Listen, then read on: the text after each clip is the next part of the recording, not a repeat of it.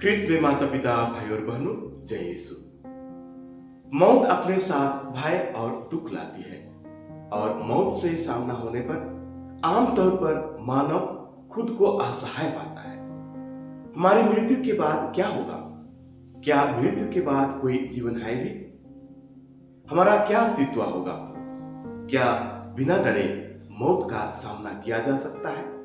ये सारे ऐसे सवाल हम मनुष्यों को विचलित और विस्मित कर देता है। इस प्रकार के डर का होना स्वाभाविक है, क्योंकि मृत्यु पश्चात का अनुभव अभी तक किसी व्यक्ति को व्यक्तिगत रूप से नहीं है। विश्व के सभी धर्मों में परलोक जीवन के विषय में अलग अलग तरीके से समझाया गया है और उस तक पहुंचने का तरीका और उपाय बताया गया है। हम ख्रिस्तीय जनों के लिए प्रभु का मृतकों में से जी उठना, पुनरुत्थान में विश्वास के साथ आशा और दृढ़ विश्वास में जीना सिखलाता है। आज के तीनों पाठ मृतकों के पुनरुत्थान और अनंत जीवन की चर्चा करते हैं और हमारे वर्तमान जीवन में एक नई आशा और नई चेतना का संचार करते हैं, ताकि हमारे विश्वास का जीवन परिपक्व और मजबूत हो। आज का पहला पाठ मकाबियों के दूसरे ग्रंथ से लिया गया है। ग्रंथ के पृष्ठभूमि के अनुसार यहूदी बाबुल निर्वासन के बाद अपने देश वापस लौट रहे थे। काफी समय तक दूसरे शासकों के अधीन रहकर भी अपने पुरखों के धर्म और रिवाज मानते थे। ऐसा समय भी आया जब कुछ राजा उन्हें सताने लगे, अपना धर्म छोड़ने के लिए बाध्य किया। पुनरुत्थान और अनंत जीवन पर अपने अटल विश्वास के कारण ही आज के पहले पाठ में वर्णित 7 भाइयों ने अपनी माता के साथ घोर यातना सहते हुए भी धैर्यपूर्वक बलिदान को स्वीकार किया। 7 भाइयों ने यातनाओं के बावजूद एक एक करके संहिता के पालन में अपनी दृढ़ता का परिचय दिया। इन भाइयों ने जो कहा उसमें एक बात प्रमुख रूप से मुखर कर सामने आई, वो है मनुष्य के पुनरुत्थान और उसके सब दिन तक जीवित रहने पर विश्वास। इन्होंने अपने पूर्वजों की संहिता का उल्लंघन करने की अपेक्षा मर जाना ही उत्तम समझा। इस प्रकार इन्होंने ईश्वर पर अपनी दृढ़ता का परिचय दिया। अपने पुत्रों के उच्च संकल्प से प्रेरित होकर उनकी माता अपने हर पुत्रों का साहस बंधाते हुए कहती है, मुझे नहीं मालूम कि तुम कैसे मेरे गर्भ में आए। मैंने ना तो तुम्हें प्राण तथा जीवन प्रदान किया और ना तुम्हारे अंगों की रचना की। संसार का सृष्टिकर्ता, मानव जाति की रचना करता और सब कुछ उत्पन्न करता है, वह दया कर तुम्हें अवश्य ही फिर प्राण तथा जीवन प्रदान करेगा।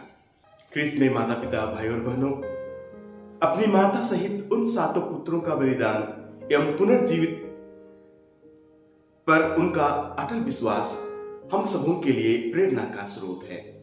मुझे यकीन है कि हम में से प्रत्येक जन पुनरुत्थान में विश्वास करते हैं। हम विश्वास करते हैं कि इस पृथ्वी पर हमारे जीवन के अंत में सभी का पुनरुत्थान होगा। यदि हम में पुनरुत्थान की आशा ना हो तो हमें अपने पड़ोसी के प्रति भलाई करने, प्रेम करने और उनकी सेवा करने की कोई आवश्यकता नहीं है। यदि पुनरुत्थान की कोई आशा ना हो तो हमें अन्य लोगों के लिए बलिदान देने और अपना जीवन अर्पित करने की कोई आवश्यकता नहीं है।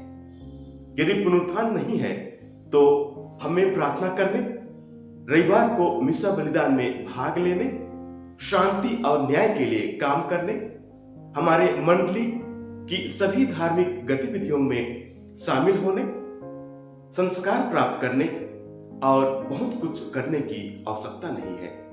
लेकिन हम मृत्यु के बाद या मृतकों के पुनरुत्थान में विश्वास करते हैं। आज का सुसमाचार पाठ हमें हमारी मृत्यु के बाद के जीवन की स्पष्ट झलक दिखाता है।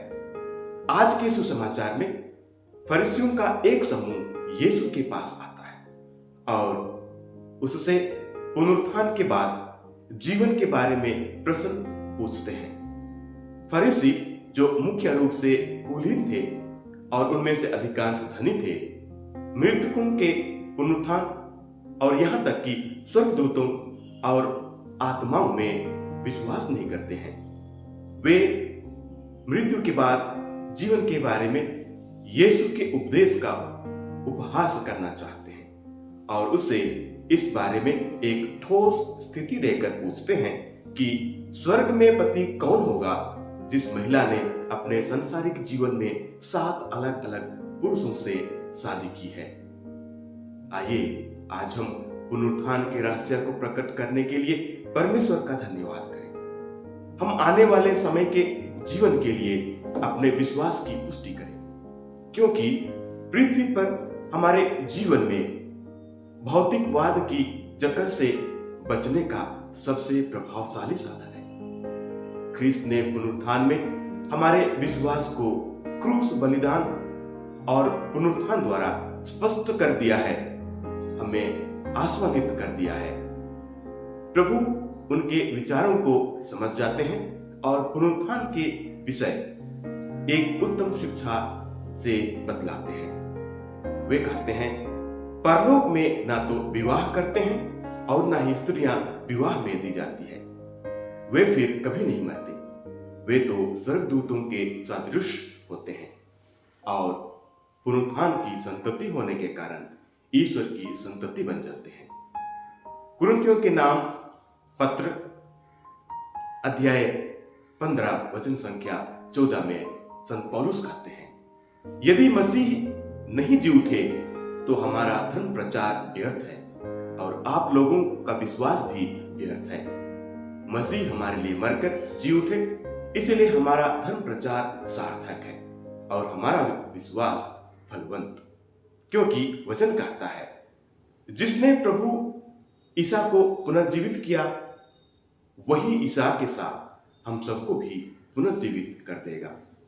ख्रिस्त में माता पिता भाई और बहनों, मृत्यु हमारे लिए दुख और चिंता का विषय नहीं, लेकिन आशा और आनंद का विषय है।